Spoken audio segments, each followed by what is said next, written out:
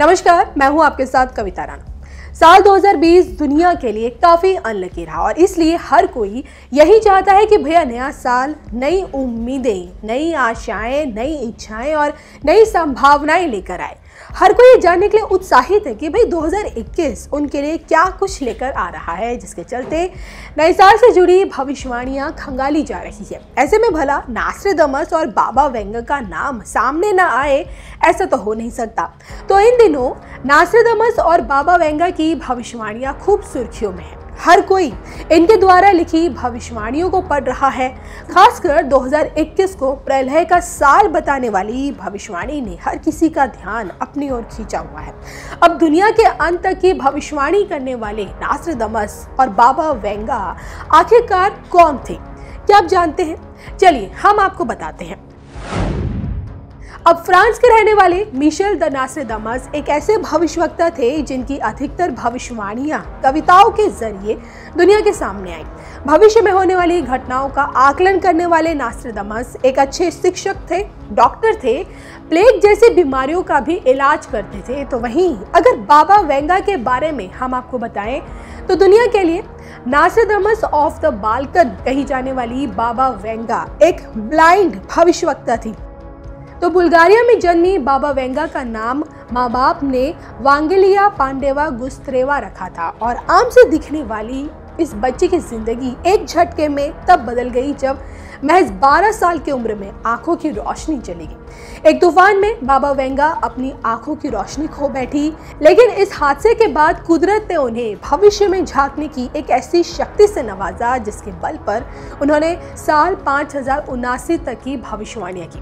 कहते हैं कि जन्म के कुछ ही समय बाद बाबा वेंगर की मां नहीं रही।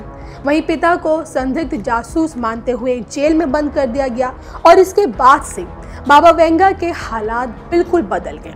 वे पूरी तरह से अपने आसपास के लोगों की दया और संवेदना पर निर्भर हो गई। वहीं उनके खाने पीने की व्यवस्था करने लगे। इधर बाबा वेंगर की जिंदगी तेजी से बदल रही थी। वो बार बार बुरी तरह से बीमार होती थी। डॉक्टर उनके बच ना पाने की बात करते और वे चमत्कारी ढंग से उभर भी जाती और इसी दौरान बाबा वेंगर की भविष्यवाणियां और सटीक होती गई।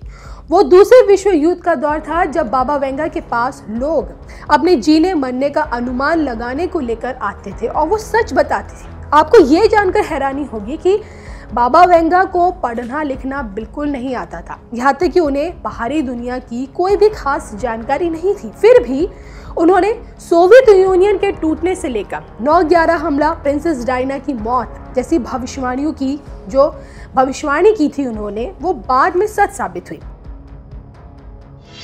अब बाबा वेंगर कहती और लोग लिखा करते थे उस वक्त, और इसी तरह से बाबा वेंगर की भविष्यवाणियां इकट्ठी हुई और उन पर कई किताबें और बाद में फिल्म बनी। अब देखिए, भले ही आज की तारीख में नास्ट्राडामस और बाबा वेंगर हमारे बीच नहीं है, लेकिन भविष्यवाणियां हकीकत का रूप जरूर ले रही है।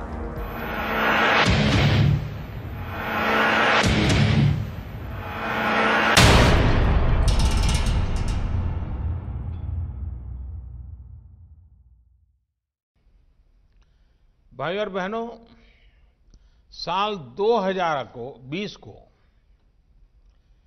एक नई नेशनल हेल्थ फैसिलिटी के साथ विदाई देना इस साल की चुनौतियों को भी दर्शाता है और नए साल की प्राथमिकताओं को भी स्पष्ट करता है। ये साल पूरी दुनिया के लिए स्वास्थ्य के रूप में अभूतपूर्व चुनौतियों का साल रहा है। इस साल ने दिखाया है कि स्वास्थ्य ही संपदा है। ये कथा हमें हमारे पूर्वजों ने क्यों सिखाई है, ये हमें बार बार क्यों रटाया गया है, ये 2020 ने हमें भली भांति सिखा दिया।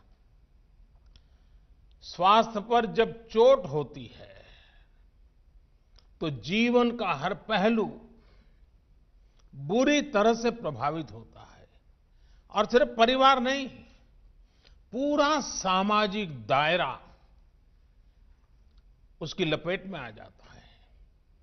और इसलिए साल का यह अंतिम दिन भारत के उन लोग लाखों डॉक्टर्स,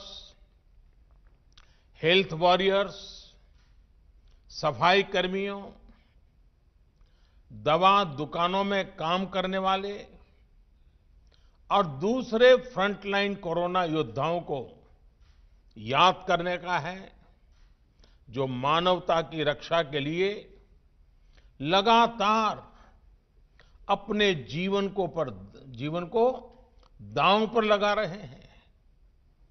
कर्तव्य पथ पर जिन साथियों ने अपना जीवन दे दिया है, मैं आज उन सबको आदरपूर्वक नमन करता हूं। आज देश उन साथियों को, उन वैज्ञानिकों को, उन कर्मचारियों को भी बार बार याद कर रहा है, जो कोरोना से लड़ाई के लिए जरूरी मेडिकल इंफ्रास्ट्रक्चर तैयार करने में दिन रात जुटे रहे हैं। आज का दिन उन सभी साथियों की सराहना का है, जिन्होंने इस मुश्किल दौर में गरीब तक भोजन और दूसरी सुविधाएं पहुंचाने में पूरे समर्पण के साथ काम किया। इतना लंबा समय, इतनी बड़ी आपदा, लेकिन ये समाज की सामूहिक संगठित ताकत, समाज का सेवा भाव, समाज की संवेदनशीलता, उसी का नतीजा है कि देशवासियों ने किसी गरीब को भी इस कठिनाई भरे दिनों में रात को भूखा सोने नहीं दिया। ये सब नमन के पात्र हैं, आदर के पात्र हैं। साथियों, मुश्किल भरे इस साल ने दिखाया है कि भारत जब एकजुट होता है तो मुश्किल से मुश्किल संकट का सामना वो कितनी प्रभावी तरीके से कर सकता है।